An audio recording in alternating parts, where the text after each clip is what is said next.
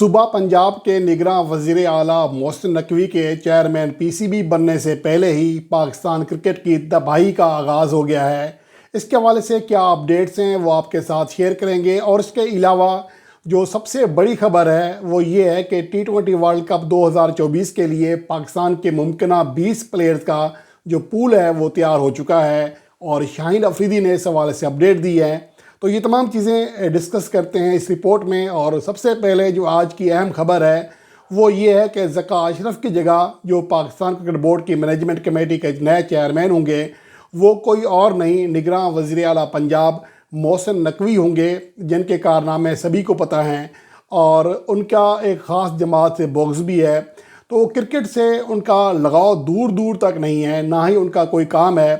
اور اسی وجہ سے آج ٹویٹر پر ٹاپ ٹرینڈ کر رہا ہے۔ لوگ بہت زیادہ کمنٹس کر رہے ہیں اس حوالے سے کہ پاکستان کرکٹ کی تباہی کا آغاز ہو گیا ہے، RIP پاکستان کرکٹ۔ تو یہ اس ٹائم پاکستان میں ٹویٹر پر جو ایکس ہے تو اس ایپ پر یہ ٹاپ ٹرینڈ کر رہا ہے۔ اس میں آپ جا کر کمنٹس پڑھ سکتے ہیں کیسے کیسے کمنٹس آ رہے ہیں، اور اس فیصلے کو کتنی ناپسندگی کی نگاہ سے دیکھا جا رہا ہے۔ تو ایک طرح سے محسن نقوی کے چیئرمین PCB بننے سے پہلے ہی تباہی کا آغاز ہو چکا ہے، اور کہا یہ جا رہا ہے کہ اب پاکستان کے جس طرح صوبہ پنجاب میں مسئلے آئے ہیں، یہاں لا قانونیت آئی ہے، یہی کچھ اب پاکستان کرکٹ میں بھی ہونے جا رہا ہے۔ یہاں پر اب ڈنڈے کے زور پر معاملات چلائے جائیں گے۔ تو یہ پاکستان کرکٹ کے لیے ایک بری خبر ہے، اور اس کے علاوہ پاکستان کرکٹ ٹیم کے نئے T20 کیپٹن شاہین شاہ افریدی نے حیران کن طور پر کہا ہے کہ دورہ نیوزی لینڈ کے بعد ہمیں 16 سے 20 پلیئر کا پول مل گیا ہے، جو کہ T20 ورلڈ کپ 2024 میں ہمارے کام آئے گا۔ لیکن یہاں سوال یہ پیدا ہوتا ہے کہ دورہ نیوزی لینڈ میں کون سی کارکردگی کی بنیاد پر شاہین افریدی نے یہ پول فائنل کیا ہے۔ اس میں ہم ذرا جائزہ لیتے ہیں۔ اس میں کچھ تو وہ پلیئرز تھے جو کہ آلریڈی پاکستان ٹیم کی جو T20 ٹیم ہے اس کا حصہ تھے اور مسلسل پرفارمنس دے رہے تھے، جن میں خود شاہین افریدی، بابر اعظم، فخر زمان، حارث رؤوف، افتخار احمد، محمد نواز، محمد رضوان، محمد وسیم جونیئر اور زمان خان تھے، جبکہ شاداب خان انفٹ ہونے کی وجہ سے اس سیریز کا حصہ نہیں بنے تھے۔ لیکن جو باقی پلیئرز تھے جن کا یا تو کم بیک ہو رہا تھا یا پھر T20 انٹرنیشنل ڈیبیو ہو رہا تھا، وہ در حقیقت قابل غور ہیں، جن کی بات کرنی چاہیے، اور جن کی بنیاد پر شاہین افریدی اس حوالے سے مطمئن دکھائی دیتے ہیں۔ اس حوالے سے حقائق کا جائزہ لینے کے لیے میری ہمیشہ ایک عادت ہے کہ میں اسٹیٹس پر، ریکارڈ پر، یعنی پرفارمنس پر زیادہ انحصار کرتا ہوں، بجائے اس کے کہ ہر کوئی اپنی پسند کا کھلاڑی سامنے لے آئے۔ کسی کو اعظم خان پسند ہے، کسی کو سیم ایوب پسند ہے، کسی کو حارث پسند ہے۔ تو بجائے اس کے ہم حقائق کو دیکھتے ہیں کہ در حقیقت کون سے پلیئر پرفارمنس کون سے دے رہے ہیں گراؤنڈ میں جا کر۔ ویسے تو آپ گلی کے کسی بھی کھلاڑی سے بھی، لڑکے سے پوچھ لیں، وہ بھی شاید خود کو شاید افریدی سے زیادہ چھکے لگانے والا کھلاڑی، بابر اعظم سے زیادہ باصلاحیت کھلاڑی، شاہین افریدی سے بہتر بولر خود کو کہے گا۔ لیکن اصل چیز یہ ہوتی ہے کہ گراؤنڈ میں جا کر کون سا پلیئر کیسی پرفارمنس دیتا ہے، اور خاص طور پر انٹرنیشنل کرکٹ میں، جو کہ اہم چیز ہے، کیونکہ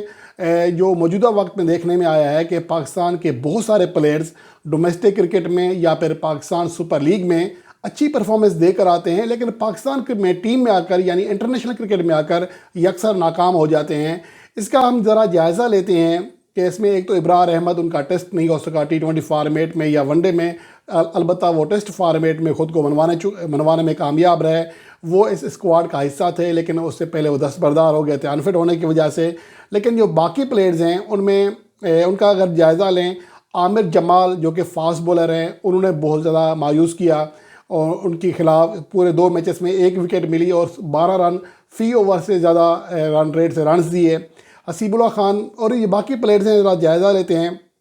یہاں پر سیم ایوب سے بات شروع کرتے ہیں، جو کہ بہت سارے پاکستان کے جو شائقین کرکٹ ہیں ان کے فیورٹ پلیئرز میں شمار ہوتے ہیں۔ اس سیریز میں وہ 4 اننگز کھیلے، 39 رنز کیے، 9.75 کی ایوریج رہی ہے، یعنی 10 رن فی اننگ سے بھی نیچے۔ 130 کا اسٹرائک ریٹ رہا ان کا، جو پورا T20 کیریئر ہے 11 اننگز کے لیے 162 رنز کیے ہیں، 14.72 کی ایوریج ہے، یعنی 15 رن فی اننگ سے نیچے، اور 124 کا اسٹرائک ریٹ ہے۔ کوئی 50 نہیں بنا سکے اب تک 11 T20 انٹرنیشنل اننگز میں۔ البتہ ان کا جو T20 کیریئر ہے، آل T20 میچز جس میں ڈومیسٹک میچز ہیں، پاکستان سپر لیگ کے میچز ہیں، وہ دیکھیں وہ کسی حد تک بہتر ہے۔ 50 اننگز کے لیے ہیں، 1425 رنز کیے ہیں، لگ بھگ 30 کی ایوریج ہے، 147 سے زیادہ اسٹرائک ریٹ ہے اور 11 50 ہیں۔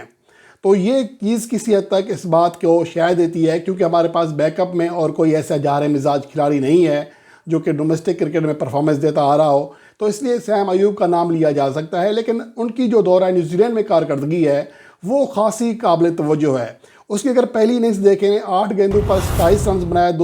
337 کا اسٹرائک ریٹ رہا، 2 چوکے اور 3 چھکے لگائے۔ لیکن اگلے 3 میچز میں وہ بالکل آف کلر دکھائی دیے، وہ سیم ایوب دکھائی نہیں دیے جو کہ اگلے 3 میچز میں 22 گیندیں کھیلے اور صرف 12 رن کر سکے، 54 کا اسٹرائک ریٹ جو کہ آج کل ٹیسٹ کرکٹ میں ہوتا ہے، اور صرف 2 چوکے لگا سکے اگلے 3 میچز میں اور کوئی چھکا وہ نہ لگا سکے۔ تو یہ ایک بڑا فرق تھا۔ اس کے بعد اب آپ نے فیصلہ کرنا ہے کہ سیم ایوب کیا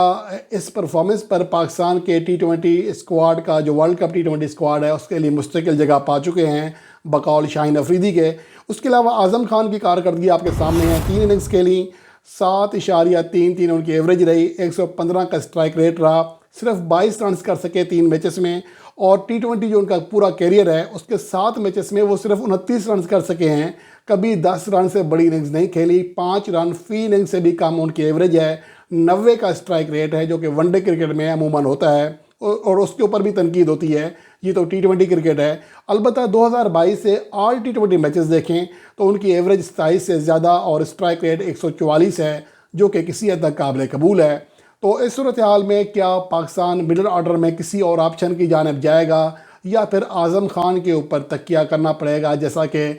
شاہین افریدی کہہ رہے ہیں کہ ہمیں پول مل چکا ہے پلیئرز کا۔ اس کے علاوہ صاحبزادہ فرحان وہ بھی ناکام رہے، 2 اننگز کھیلے، 10 کی ایوریج، 125 کا اسٹرائک ریٹ، اوورآل ان کا جو T20 فارمیٹ میں جو انٹرنیشنل میچز ہیں 5 اننگز کھیلے ہیں، 60 رنز کی ہیں، 12 کی ایوریج ہے، 96 کا اسٹرائک ریٹ ہے، تو انٹرنیشنل کرکٹ میں وہ بھی خود کو نہیں منوا سکے۔ البتہ 2022 سے اگر دیکھیں آل T20 میچز میں 31 اننگز میں 992 رنز کیے، 34 سے زیادہ ایوریج ہے، 149 سے زیادہ اسٹرائک ریٹ رہا، 5 50 بنائی ہیں، تو ان کا حالیہ جو عرصے میں آل T20 میچز میں جو ان کی پرفارمنس ہے خاص طور پر نیشنل T20 کپس میں وہ انتہائی شاندار ہے۔ تو کیا اس کارکردگی کی بنیاد پر صاحبزادہ فرحان کو انٹرنیشنل کرکٹ میں مزید آزمایا جائے گا، یہ سوال ہے آپ کے سامنے۔ اس کے علاوہ حسیب اللہ خان جن کی T20 انٹرنیشنل میچز میں شمولیت پر ہی مجھے اعتراض ہے کیونکہ وہ ایک ون ڈے پلیئر ہیں، ان کا جو اسٹرائک ریٹ ہے یا کارکردگی ہے اس لیول کی نہیں ہے، لیکن شاید محمد رضوان کے اوپر پریشر ڈالنے کے لیے 2 وکٹ کیپرز پاکستان کے T20 اسکواڈ میں شامل کیے گئے تھے۔ اعظم خان کو ایز اے وکٹ کیپر لیا گیا تھا اور حسیب اللہ خان کو بھی۔ اگر ان کی کارکردگی دیکھیں تو 1 اننگز کے لیے 0 پر آؤٹ ہوئے، لیکن 2022 سے اگر ان کی آل T20 میچز میں کارکردگی دیکھیں، 20 اننگز کے لیے ہیں، 23 کی ایوریج ہے اور 119 کا اسٹرائک ریٹ ہے، 3 50 کی ہیں، تو ان کا اسٹرائک ریٹ جس کا سب سے زیادہ واویلا کرتے ہیں موجودہ چیف سلیکٹر یا ٹیم ڈائریکٹر محمد حفیظ، تو اس اعتبار سے بھی حسیب اللہ خان توقعات پر یا میرٹ پر جو ان کے بقول ہے تو اس کے اوپر بھی پورا نہیں اترتے، 120 سے بھی کم اسٹرائک ریٹ ہے۔ اور اگر بولرز کی بات کریں تو عباس افریدی نے کسی حد تک خود کو بنوایا ہے، جسے کہہ سکتے ہیں کہ دورہ نیوزی لینڈ کے بعد یہ اضافہ ہے پاکستان کے پول میں۔ اور اس کے علاوہ جو دیگر پلیئرز ہیں ان کی کارکردگی آپ کے سامنے ہے۔ عامر جمال کی کارکردگی بہت مایوس کن رہی، صرف 1 وکٹ حاصل کر سکے، اور نہ صرف یہاں پر بلکہ انہیں آل T20 میچز میں بھی 10 رن فی اوور سے زیادہ اکنامی ریٹ سے رنز پڑتے ہیں۔ اور اس کے علاوہ جو باقی پاکستان کی بولنگ لائن ہے وہ تقریباً وہی ہے، اس میں کوئی بڑی چینج نہیں آئی۔ اسامہ میر کا ڈیبیو کرایا گیا، زیادہ کارکردگی ان کی بھی زیادہ بہتر نہیں رہی۔ البتہ افتخار احمد کو اگر T20 فارمیٹ میں مستقل مواقع دیے جائیں as a bowler, as a all rounder, تو شاید وہ بولنگ میں بھی اور کچھ بیٹنگ میں بھی کام آ سکتے ہیں۔ تو اوورآل پاکستان کے یہ پلیئرز ہیں، لیکن سوال یہ پیدا ہوتا ہے کہ کیا یہ 20 پلیئرز ان کا جو پول ہے T20 ورلڈ کپ 2024 کے لیے، اسی میں سے پلیئرز لیے جائیں گے یا پاکستان سپر لیگ کے آنے والے سیزن کو بھی مد نظر رکھا جائے گا، کیونکہ اب پاکستان کے پاس زیادہ وقت نہیں ہے تجربات کرنے کا۔ اس لیے اب یہ سوال اپنی جگہ اہمیت کا حامل ہوگا کہ پاکستان ٹیم مزید نئے پلیئرز کو آزماتا ہے یا پھر انہی پلیئرز کے اوپر تکیہ کرتا ہے، کیونکہ آگے چل کر پاکستان کی کوئی سیریز ایشین کنڈیشن میں نہیں ہے۔ پاکستان نے آئرلینڈ کا ٹور کرنا ہے جو کہ مشکل کنڈیشنز ہوتی ہیں پاکستان کے بیٹرز کے لیے، اس کے علاوہ انگلینڈ کا ٹور کرنا ہے، پھر T20 ورلڈ کپ 2024 ہے۔